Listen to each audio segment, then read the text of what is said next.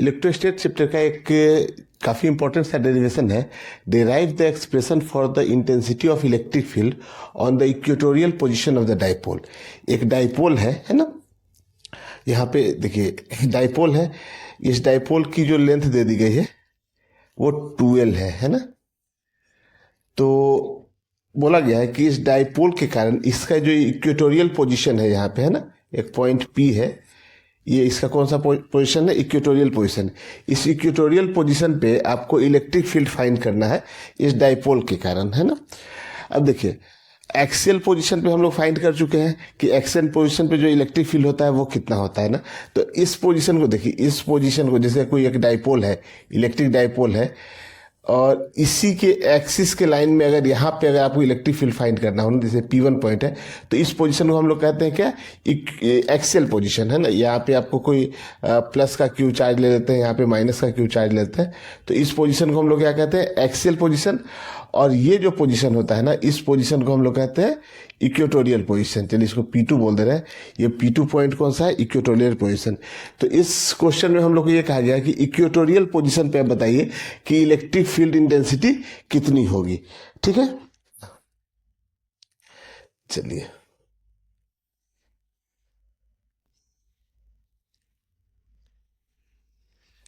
तो देखिए ये यहाँ पे एक पॉजिटिव चार्ज है और एक निगेटिव चार्ज है।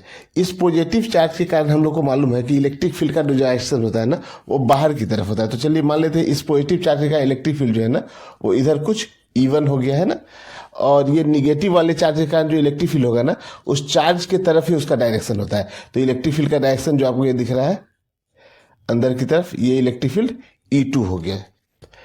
तो देखिए अब यहाँ पे क्या है, ये थीटा एंगल है, तो ये वाला भी एंगल कितना हो जाएगा, थीटा। ये एंगल थीटा है, तो फिर से आप देखिए तो ये एंगल थीटा हो जाएगा, है ना। ऑल्टरनेट इंटीरियर एंगल जो होता है, अगर इस लाइन और इस लाइन को पैरेलल बोलिए तो ये थीटा है, तो ये भी थीटा होगा। तो E1 का एक कंपोनेंट इधर कितना हो जाएगा, E1 कॉस थीटा, और ऊपर कितना हो जाएगा, E1 साइन थीटा। ये चीज समझ में आ रहा है। वैसे E2 का आप देखिएगा तो E2 का जो कंपोनेंट होगा वो इस डायरेक्शन में हो जाएगा कितना, E2 का ये कंपोनेंट, इधर से एंगल थीटा है तो E2 कॉस थीटा, और नीचे की तरफ जो ये होगा वो कितना हो जाएगा, E2 साइन थीटा। ये चीज समझ में आ रहा है ना। अब देखिए ये दोनों चार्ज का मैग्नीट्यूड बराबर है, तो यहाँ पे जो इलेक्ट्रिक फील्ड, अच्छा ये जो डिस्टेंस भी आप देखिए यहाँ से यहाँ तक की जो डिस्टेंस है, इस पॉइंट को नाम हम कुछ D दे देते हैं, तो P से D की जो डिस्टेंस है वो दे दी गई है R। ठीक है, तो अब आप देखिए यहाँ से, तो ये जो पॉजिटिव चार्ज से इस P पॉइंट की जो डिस्टेंस है ना, और इस निगेटिव चार्ज से जो P पॉइंट की डिस्टेंस है, दोनों इक्वल ही है। और ये डिस्टेंस होगी कितनी, तो ये डिस्टेंस आप देखिए तो ये टोटल लेंथ 2L है, तो आधी लेंथ कितनी हो जाएगी, L हो जाएगी, और ये R है। तो पाइथागोरस थ्योरम से इस लेंथ को हम लोग लिख सकते हैं R² और प्लस L² का अंडर रूट, कोई दिक्कत नहीं है। तो सिमिलर ही ये भी लेंथ होगा, ये भी कितना हो जाएगा, R² प्लस L² का अंडर रूट, कोई दिक्कत नहीं है यहाँ तक।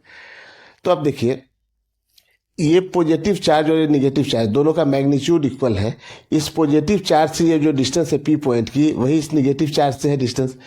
तो ये जो E1 जो इलेक्ट्रिक फील्ड होगा ना, और ये जो E2 इलेक्ट्रिक फील्ड होगा ना, भले इसका डायरेक्शन अलग अलग है लेकिन मैग्नीट्यूड दोनों का इक्वल ही होगा। तो E1 देखिए होगा कितना, तो पहले हम लोग लिखते हैं E1 कितना होगा। तो E1 इज इक्वल टू देखिए कितना हो जाएगा, KQ/R² होता है।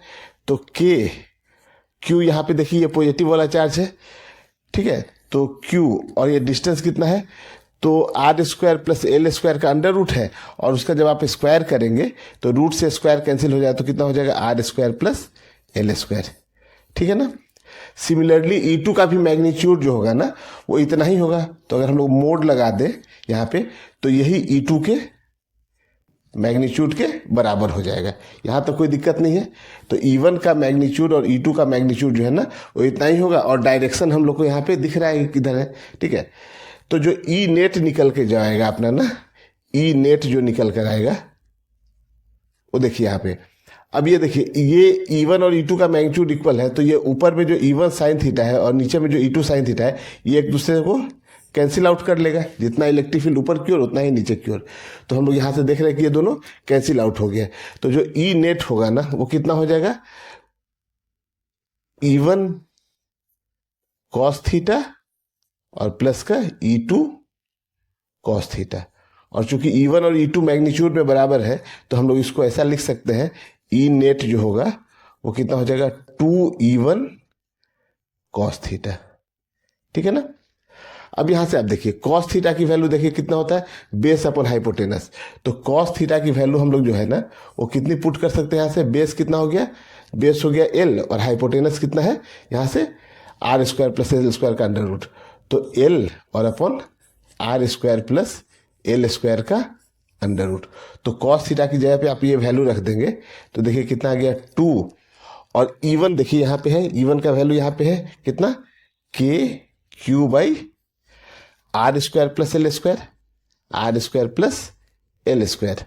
और यहाँ से जो कॉस थीटा की वैल्यू हम लोग निकाले यहाँ पे वो कितनी हो गई, L अपॉन अंडर रूट में R square plus L square. तो अंडर रूट है तो इसको हम लोग पावर 1/2 भी लिख सकते हैं, यहाँ तो कोई दिक्कत नहीं है। तो इन सब को अगर कंबाइंड करके लिखें तो देखिए कितना आ जाएगा, देखो Q इंटू 2L है ना, Q इंटू 2L को हम लोग इलेक्ट्रिक डाइपोल मोमेंट लिखते हैं P। तो कितना हो गया KP। और नीचे में देखिए कितना R square plus L square का पावर 1 है, यहाँ पे 2 है तो ये हो जाएगा कितना R square plus L square का पावर कितना हो जाएगा 3/2। तो यही आपका ई नेट निकल के आ जाता है ना, ई नेट जो है ना वो इतना ही आता है। लेकिन एक अप्रोक्सीमेशन हम लोग लगाएंगे, क्योंकि ये जो 12 लेंथ होती है ना, इलेक्ट्रिक डाइपोल की लेंथ जो 12 होती है वो इस आर के रिस्पेक्ट में बहुत छोटी है। तो हम लोग यहाँ से क्या करते हैं ना कि इसमें इस वैल्यू में हम लोग एल स्क्वायर को जो है ना वो निगलेक्ट कर देते हैं, क्योंकि देखिए 12 लेंथ जब छोटी है तो एल तो और छोटी होगी, और छोटी वैल्यू का जो स्क्वायर करते हैं ना तो और छोटा हो जाता है यहाँ पे। तो हम लोग यहाँ एल स्क्वायर को अगर निगलेक्ट कर दें तो देखिए यहाँ से ई नेट है KP अपॉन, चलिए जो ई नेट अपना लिखा हुआ है, ई नेट वो कितना था KP upon R square plus L square का power 3/2, R square plus L square का पावर कितना है 3/2। तो हम लोग यहाँ पे क्या कर लेते हैं, E net is equal to KP और अपन R स्क्वायर का पावर कर लिए 3/2, और यहाँ पे हम लोग लिख लिए कि R square is very very greater than L square. ठीक है ना। तो हम लोग कह देते कि L square can be neglected. ठीक है, ऐसा आप लिख के और यहां से आप L स्क्वायर को निगलेक्ट कर दीजिएगा। तो देखिए यहाँ पे स्क्वायर है और यहाँ पे ये पावर 3/2 है तो 2 से 2 कैंसिल हो जाएगा। तो ई नेट अपना जो निकल कर आ गया ना वो कितना हो गया KP अपॉन R⁻³ है ना। अब आप चाहिए तो K की वैल्यू रखना चाहिए, तो K का वैल्यू होता है 1/4πε0। तो यहां से हम लोग लिख दें 1/4πε0, और तो P ले लेते हैं यहाँ पे है ना, और अपॉन RQ। तो ये फॉर्मूला भी आप याद रख सकते हैं, और अगर आपको जब बोर्ड के एग्जाम में आएगा ना तो यहां तक आपको डिराइव कर दिखाना होगा। ठीक है।